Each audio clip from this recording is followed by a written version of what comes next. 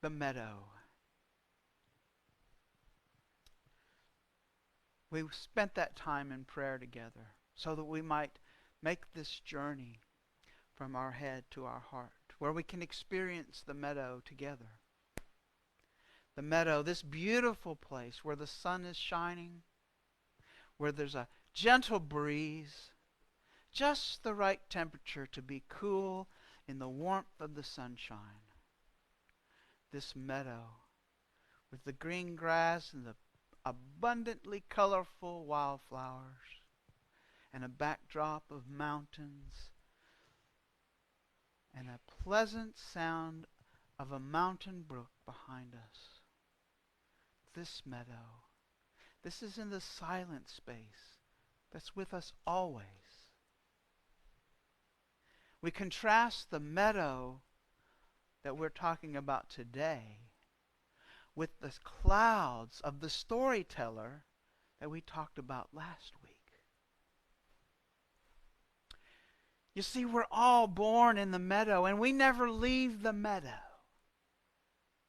But as we grow up, we surround ourselves with clouds. There's always something that we need to get, or something we need to meet, somebody we need to meet, or some change that we must make so we can go back to the meadow and feel good again.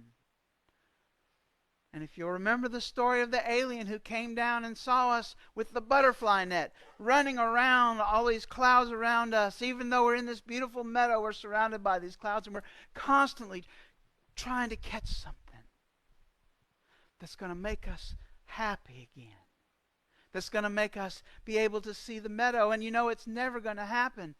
And the other thing that this alien sees is he sees us with a fly swatter, constantly batting at those things that we need to get rid of from our life. That person who's always mean to me. Those thoughts that I have of my huge nose.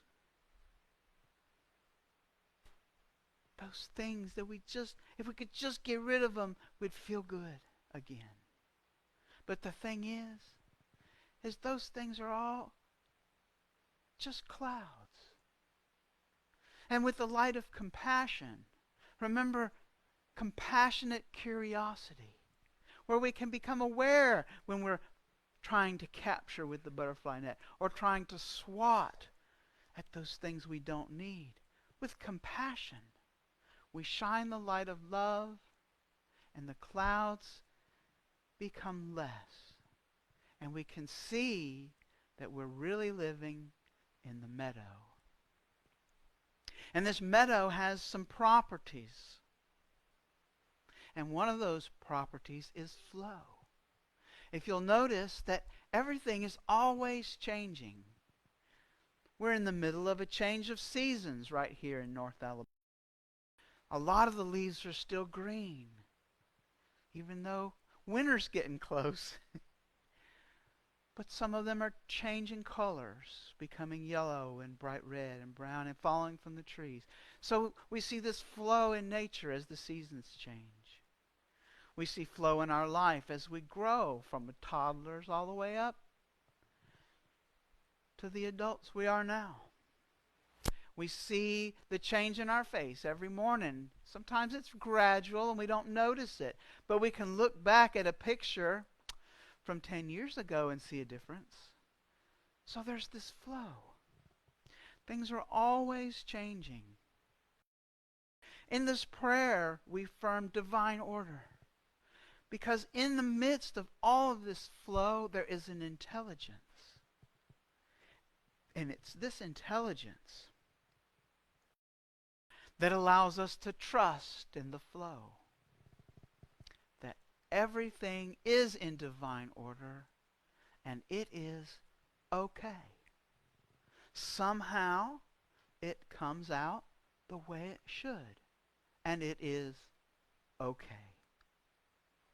We were just talking about, before the service started, how when we move, there's all of this turmoil and all this stuff that has to get done, and somehow it gets done and it works out and it's okay. There is this intelligence in the flow. And when we trust in this flow,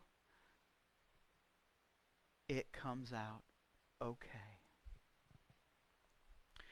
Another characteristic of the meadow is the spaciousness. When the storyteller is active in our consciousness and we're surrounded by these clouds and constantly trying to catch things with our butterfly net or trying to swat at fly swatter, we're in a state of constriction. Our bodies are tight. Our minds are tightly woven around whatever the focus of the day is, whatever thing that we are trying to get or get rid of. But we can take a deep breath. We can see what's going on with compassionate curiosity. Open ourselves and trust in the flow and begin to observe how our life starts to open up, how our body becomes open. The flow of life through us becomes unrestricted, as opposed to constrictions of the clouds.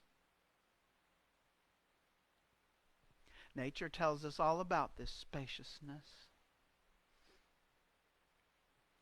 It's like 93 million miles between here and the sun. That's a lot of space. And then it's like several 100 trillion miles to the next star. Space. Huge, vast amounts of space. All around us. Let's go inward, though. Did you know that your body is made up of billions of cells? Each of those cells is made up of molecules. And each of those molecules is made up of atoms. And if you took one of those atoms and blew it up, with the big magnifier to the size of a baseball stadium, the center of that atom would be the size of a grain of sand. And the electrons would be flying around in the outfield and all the way up and through the stadium and back around and all.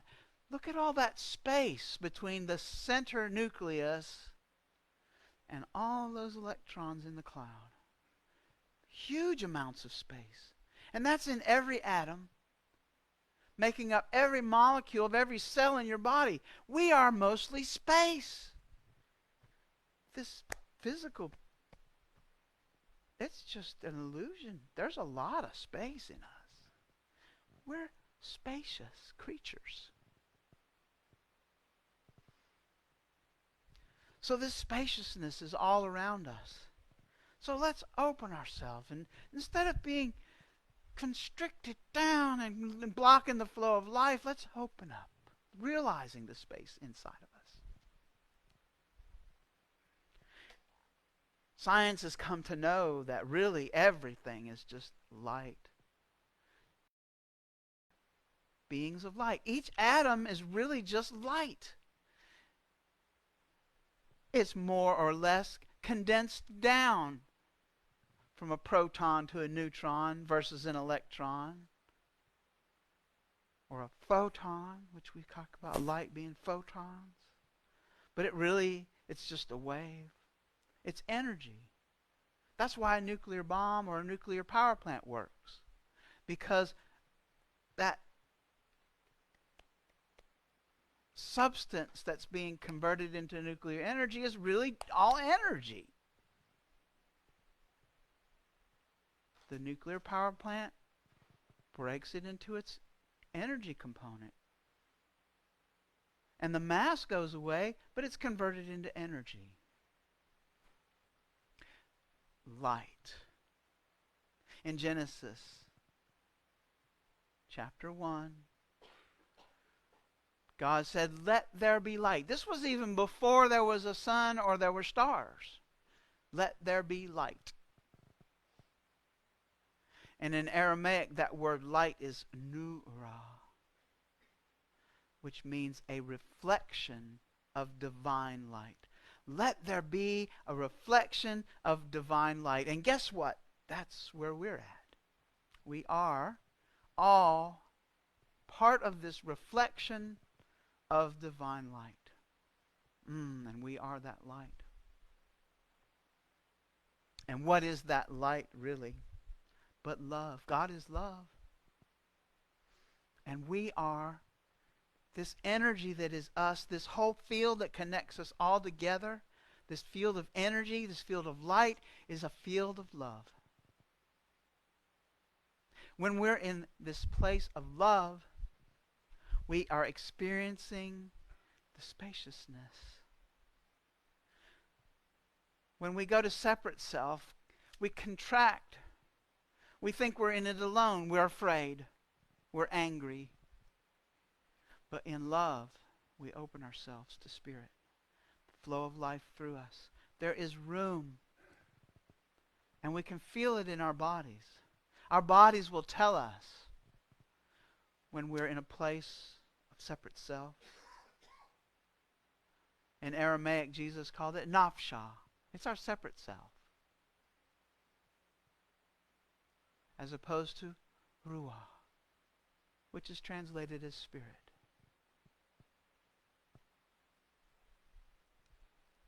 Love. It's what is. And if we're experiencing anything else other than love, we have shut ourselves off from the flow. We're not in the meadow. We're trying to catch something with the butterfly net or swat something with the fly swatter.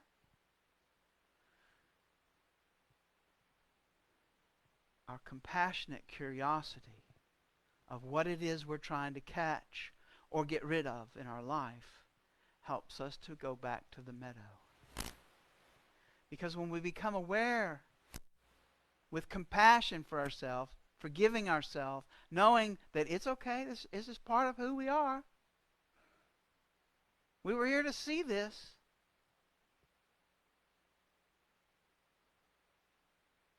With that compassionate curiosity,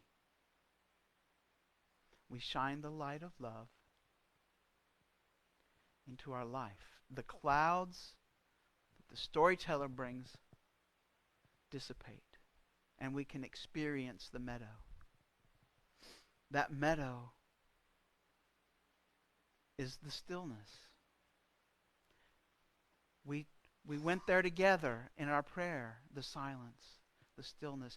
Out of the stillness is where we receive our guidance from God, where we know what is ours to do.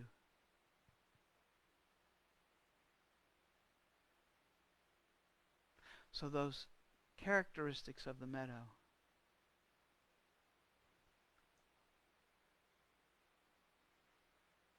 The flow. Everything moving. And the intelligence that's a part of this movement. Divine order. The spaciousness. All room that we have to grow and be. We're more space than we are stuff. Whatever that is. And it's light. It's energy. And it connects us all together, and that's the love. This love is what brings us together and attracts the experience of our life.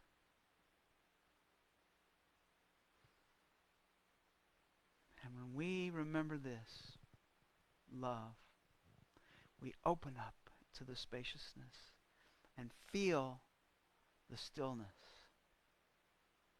And in the moment, no matter what's going on around us, it's out of this stillness that we receive the guidance we need to realize our potential as human beings, as children of the divine, beloved of God. The meadow, that's the place that we know the presence of God in our life. The storyteller is going to try to keep us out of there. Don't ask me why. The storyteller wants control. But it's ours to decide whether we're going to live in the meadow or in the clouds and storms of the storyteller. Just when you see it, have compassion on yourself. It's part of this human experience. So, the meadow. Let's remember it together.